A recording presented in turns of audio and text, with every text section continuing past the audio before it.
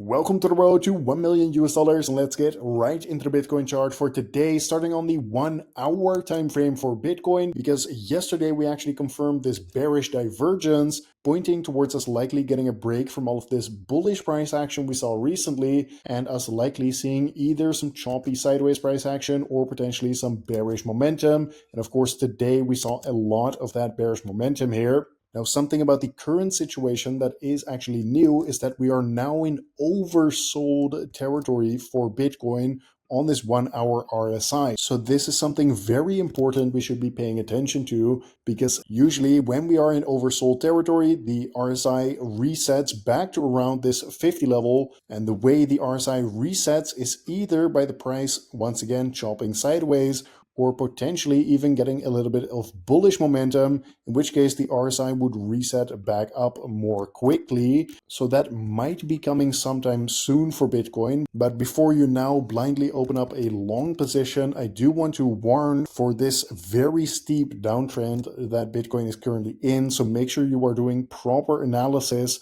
on the lower time frames, even lower than the 1 hour time frame, before you open up some kind of long position. Make sure that you are actually seeing some kind of confirmation of a break of the downtrend before you do anything like that. Next, taking a look at this 4 hour time frame for Bitcoin, because obviously, as I warned about yesterday as well, breaking down below 117K was again a warning signal in the short term.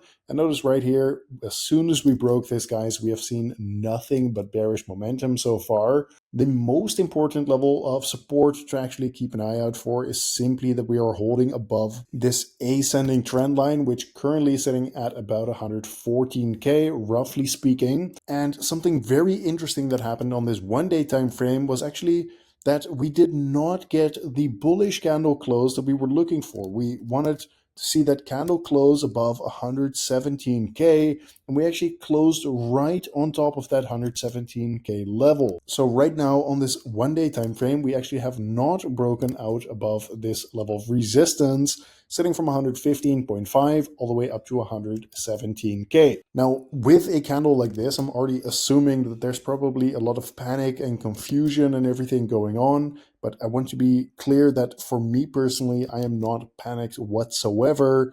I prefer just staying objective and looking at the charts objectively every single day without any real emotion about all of that. So if you're seeing a lot of emotion and stuff like this from YouTubers or even just on crypto Twitter in general, in my opinion, all of that is just a waste of time. But either way, let's just move on to the Bitcoin ETF flow tables. Right here, you can see that yesterday we got a net inflow of about $160 million into the Bitcoin ETFs.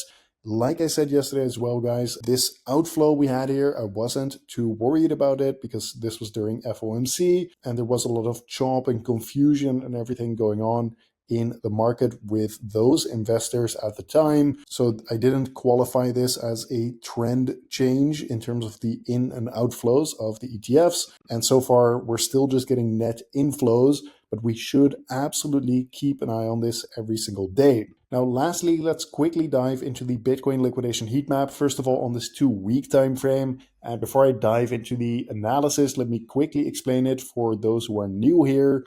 Typically, the Bitcoin price gets attracted to where there is the most liquidity on this chart. So where you see the most yellow areas. And right now, there's liquidity to the downside at around 113K as well as 114K.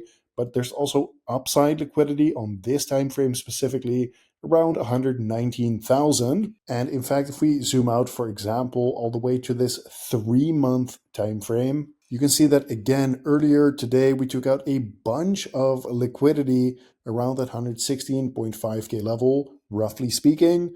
Yes, there is still a bunch of downside liquidity here. Let's not get that confused. Especially this 107K level is looking very juicy. But for me to really be targeting this level here, at the very least, I need to see a break below 111.8K, as I showed you earlier in this video. So that was that big level of liquidity that I was talking about when we first covered this chart, this green line here. Either way, even with a bit of a red day like this, we should not forget about this massive liquidity to the upside at 118.8 and even up to 120K. Okay, so overall, guys, let's summarize here the 1 hour time frame. So this immediate short term, we are now in oversold territory. So I am looking for some kind of bottom to come in soon, if it isn't in already, where we will start to see the price kind of chopping sideways a little bit.